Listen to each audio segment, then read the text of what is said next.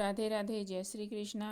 आप सभी पर भगवान श्री हरि विष्णु जी की कृपा बनी रहे। और इस दिव्य कथा के अगले चरण में यानी कि अध्याय 6 में आइए तो पूर्ण श्रद्धा और विश्वास और एकाग्रचित होकर कथा सुनते हैं। पुरुषोत्तम मास महात्म्य का अत्यंत अद्भुत, रहस्यमय और कल्याणकारी अध्याय 6 की कथा सुनते हैं। तो श्री विष्णु भगवान जी कृष्ण महाराज के स्तुति कर रहे हैं और कह रहे हैं कि हे गुणों से अतीत गोविंद, आप अद्वितीय हैं। आप सा कोई दूसरा नहीं है। आप अविनाशी हैं। आप कभी भी अनष्ट नहीं हो सकते। आप सूक्ष्म से भी सूक्ष्म हैं, फिर भी आप विकार रहित विग्रहवान हैं। आप विशाल से भी विशाल हैं और आप गोपियों के सबसे बड़े विधायक और रखवाले हैं। आप अनंत ब्रह्मांड के स्वामी होते हुए भी एक छोटी अवस्था वाले बाल गोपाल के रूप में विराजमान हैं। आप शांत स्वरूप हैं, जिनके दर्शन से समस्त ताप शांत हो जाते हैं। आप गोपियों के पति हैं, बड़े सुंदर हैं। आपकी छवि नटराज के समान है, मानो समस्त कला आप में निहित हो। आप करोड़ों कामदेवों के समान सुंदर हैं। आप वृंदावन के अंदर रास मंडल में विराजमान होकर रास लीला रचाते हैं। आप प्रीतम हैं, पीतांबर धारण किए हुए हैं, जो आपको भी और भी मनोहर बनाता है। आप सौम्य हैं। आपके मस्तक पर 3 रेखाएं शोभित हैं, जो आपके आकृति को चंद्रमा के समान सुशोभित करती है। आप रासलीला के स्वामी हैं। हे दो भुजाओं वाले मुरलीधर, आप पीत वस्त्र धारण करते हैं। ऐसे भगवान आप मेरे इष्ट हैं। मैं आपकी वंदना करता हूँ। इस प्रकार भगवान श्री हरि विष्णु जी ने श्री कृष्ण भगवान के स्त्रोत से श्री कृष्ण भगवान की स्तुति की। स्तुति के पश्चात उन्होंने पुनः श्री कृष्ण जी को प्रणाम किया। तब भगवान श्री कृष्ण के पार्षदों ने, जो 4 भुजाधारी और दिव्य रूपधारी हैं, श्री विष्णु जी का आदर पूर्वक स्वागत किया। भगवान श्री कृष्ण की आज्ञा से ही श्री विष्णु जी को एक रत्न जड़ित सिंहासन पर विराजमान होने का सौभाग्य प्राप्त हुआ। वे वहां जाकर बैठे। अब मैं एक रहस्य बताता हूँ। हे नारद जी, श्री विष्णु जी का यह किया हुआ स्तोत्र अत्यंत फलदायी है। जो भी भक्त प्रातः काल उठकर नियम पूर्वक इस स्तोत्र का पाठ करता है, इसे दोहराता है, उसके समस्त पाप, चाहे जाने अनजाने जैसे भी हुए हों, सब नष्ट हो जाते हैं। केवल पाप ही नहीं, बल्कि उस व्यक्ति के सभी अरिष्ट बुरे स्वप्न भी अच्छे फल देने वाले हो जाते हैं।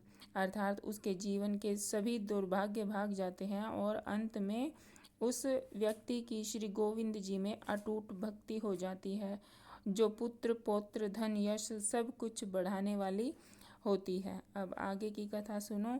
हे नारद जी, जब श्री विष्णु जी सिंहासन पर विराजमान हो गए, तब वह अधिमास, जो अब तक डर के मारे कांप रहा था, आगे बढ़ा।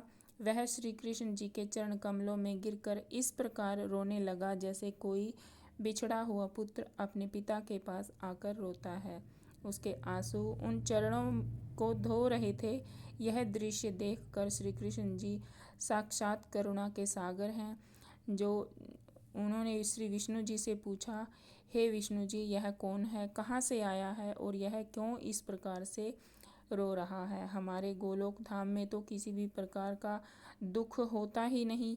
यहाँ रहने वाले सभी प्राणी सदा आनंद में मग्न रहते हैं। यहाँ तक कि यहाँ के निवासी स्वप्न में भी दुख भरा समाचार सुनने तो दूर, उनका नामो निशान भी नहीं जानते। तो फिर हे श्री विष्णु जी, यह दुखी क्यों है? यह आँखों से आंसू क्यों बहा रहा है और यह हमारे सामने क्यों खड़ा है? इसका कारण बताओ। तब श्री विष्णु जी ने हाथ जोड़कर विनम्रता पूर्वक कहना शुरू किया कि हे श्री कृष्ण, हे मुरलीधर, इस अधिमास के दुख का कारण मैं आपको सुनाता हूँ। यह अधिमास स्वामी रहित है, इसी कारण यह सदा दुखी रहता है। इसको किसी ने अपनाया नहीं। सूर्य की संक्रांति से यह रहित है। जब सूर्य राशि परिवर्तन करते हैं तो मासों का स्वामी बदलता है, लेकिन इस अधिमास की कोई संक्रांति ही नहीं है। इसीलिए शास्त्रों में इसे मल मास अर्थात अशुचि मास भी कहा गया है, यानी कि अशुभ मास भी कहा गया है। सभी शुभ कर्मों जैसे विवाह, यज्ञ, गृह प्रवेश आदि में यह सदा वर्जित रहता है। लोग कहते हैं कि स्वामी रहित मास में स्नान दान भी नहीं करना चाहिए, क्योंकि उसका फल नहीं मिलता। वनस्पतियों देवताओं ने इसका निरादर किया है, इसका त्याग कर दिया है। इसी दोहक की आग में जलता हुआ यह अधिमास निराश होकर प्राण त्यागने के लिए भी तैयार हो गया था। तब कुछ दयालु महात्माओं ने, ऋषियों ने और देवताओं ने इसे समझाया कि तुम चिंता मत करो, एकमात्र पुरुषोत्तम भगवान श्री कृष्ण ही आपकी रक्षा कर सकते हैं। आप उनकी शरण में जाओ। उनके इस वचन से प्रेरित होकर यह ऋषिकेश आपकी शरण लेने की इच्छा से मेरे पास आया था। यह मेरे पास आया तो काँप रहा था, उसके कपड़े फटे हुए थे, वह भूखा प्यासा। उसने मुझे अपना सारा दुख स्नेह से कह सुनाया। प्रभु, यह जिसमें है वह इतना भारी है कि आपके अलावा इसका कोई भी समाप्त नहीं कर सकता। जिस दुख में है वह दुख इसका आप ही समाप्त कर सकते हैं। इसीलिए मैं इसका हाथ पकड़कर निराश्रय का हाथ पकड़कर आपकी शरण में लेकर आया हूँ, क्योंकि दूसरों का दुख दूर करने की शक्ति जिसके पास होती है वह वेद जन कहते हैं वह केवल आप ही हो। आप दीन बंधु हैं, दुख हरता हैं, अतः कृपा करके इस दुखी अधिमास को सुख प्रदान कीजिए। आपके चरण कमलों की शरण में आने वाला प्राणी कभी भी शोक का भागी नहीं होता है। यह सत्य है, मैं स्वयं इस बात का प्रमाण हूँ। भला यह कैसे झूठा हो सकता है कहना। अब आप मुझ पर कृपा करें और इसका दुख दूर करें। यह आपका कर्तव्य है, क्योंकि मैं अपने सब काम छोड़कर इसके कष्ट को लेकर आपके पास आया हूँ। मेरे इस आगमन को सफल कीजिए। बार बार स्वामी के सामने कोई व्यर्थ की बात नहीं कहनी चाहिए। यह नीति जानने वाले बड़े बड़े पंडित जन कहते हैं। मैं आपसे यह सब अब आपकी इच्छा है वह कहिए, वह कीजिए। इतना कहकर श्री हरि विष्णु जी ने अधिमास का सारा दुख श्री कृष्ण जी से निवेदन कर दिया। फिर वे श्री कृष्ण जी के मुखारविंद की ओर देखते हुए आज्ञा की प्रतीक्षा में हाथ जोड़कर चुपचाप खड़े हो गए। जब सूत जी महाराज का यह अद्भुत वृतांत सुना रहे थे, तब मध्य में ही शौनकादियों में से एक ने उनसे पूछा, हे सूत जी, आप तो दाताओं में श्रेष्ठ हैं। हम आपके मुख से यह अमृत कथा सुन रहे हैं। आपकी दीर्घ आयु हो, जिससे हम सदा आपके मुख से इस प्रकार की भगवान की लीला की कथा का रसपान करते रहें। अब कृपा कर यह बताइए कि जब श्री विष्णु जी चुप होकर खड़े हो गए, तब श्री कृष्ण जी ने उन्हें फिर क्या कहा, उसके बाद क्या हुआ, यह सब हमें समझा कर कहिए। उसके बाद श्री कृष्ण जी ने विष्णु जी और रोते हुए अधिमास की ओर देखा। उनकी आंखों में असीम करुणा थी।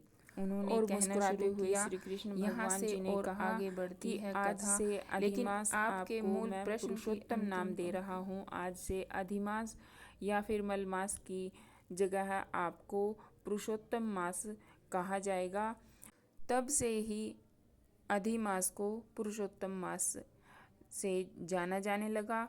और अधिमास में जो भी पुण्य, छोटे से छोटा बड़े से बड़ा जो भी पुण्य करते हैं उसका करोड़ों गुना हमें वापस लौट कर मिलता है। और अधिमास की तरह यदि कोई व्यक्ति स्वयं को उपेक्षित, निराश या दुखी अनुभव करे और सच्चे मन से भगवान श्री हरि की शरण में चला जाए, तो भगवान उसकी पुकार अवश्य सुनते हैं। वे उसके दुखों को दूर करते हैं, उसके जीवन को नई पहचान देते हैं, नई रोशनी देते हैं, उसे सुख, शांति, सम्मान आदि से परिपूर्ण कर देते हैं और उन्नति का आशीर्वाद प्रदान करते हैं। यही पुरुषोत्तम मास की महिमा है। जो भक्त श्रद्धा, विश्वास और पूर्ण समर्पण के साथ भगवान जी का स्मरण करते हैं, उनकी लीलाओं का अध्ययन करते हैं, उनके जीवन में ईश्वर की कृपा अवश्य बरसती है। प्रभु अपने भक्त को कभी निराश नहीं करते। उचित समय पर वे उनकी प्रत्येक पीड़ा हर लेते हैं और उसके जीवन को मंगलमय बना देते हैं। राधे राधे। जय श्री कृष्णा।